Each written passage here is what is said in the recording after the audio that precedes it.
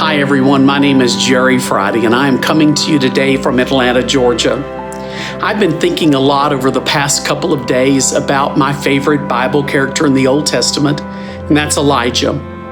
Elijah was a man who pleased God, and because of that, God had a task for him. It was not a very pleasant task, but Elijah accepted that.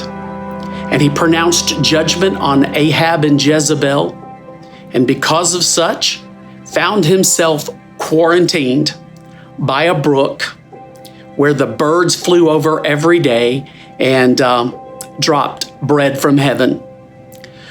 Elijah had to make a decision one day because he discovered that that brook, that fresh water that God had provided, dried up. He had to make a decision. Do I continue to trust God? Do I continue to seek God's counsel and advice? Or do I turn my back and give up? Thank goodness he chose to trust God. He trusts to go to God and seek God's counsel. God told him to go to the city where he would find a well with a woman who would provide for him something to eat and something to drink. And when Elijah got there, the woman responded, "Sir, I only have a little bit of oil and a little bit of meal left.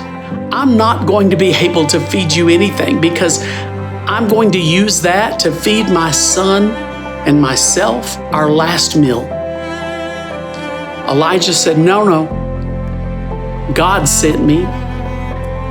You go home and you cook that meal for you and your son and me.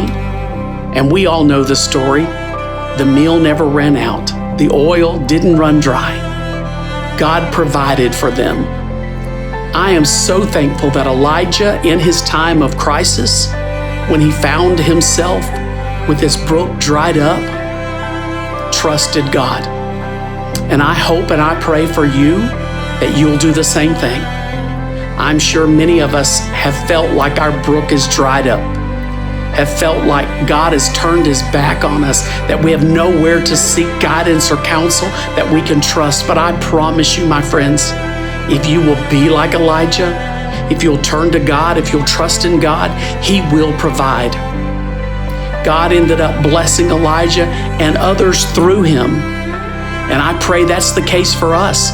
I pray that God will bless us and that God will use us to bless others through these difficult times. Trust God. Believe that he has something better for us than we ever dreamed for ourselves. In Elijah's case, you've heard it said, when God shuts a door, he opens a window. In Elijah's case, he opened a window. And that window led to tremendous blessing. I pray those blessings for you. Don't give up. Hold on to the hope that God has something better for you than you could ever dream for yourself. God bless you.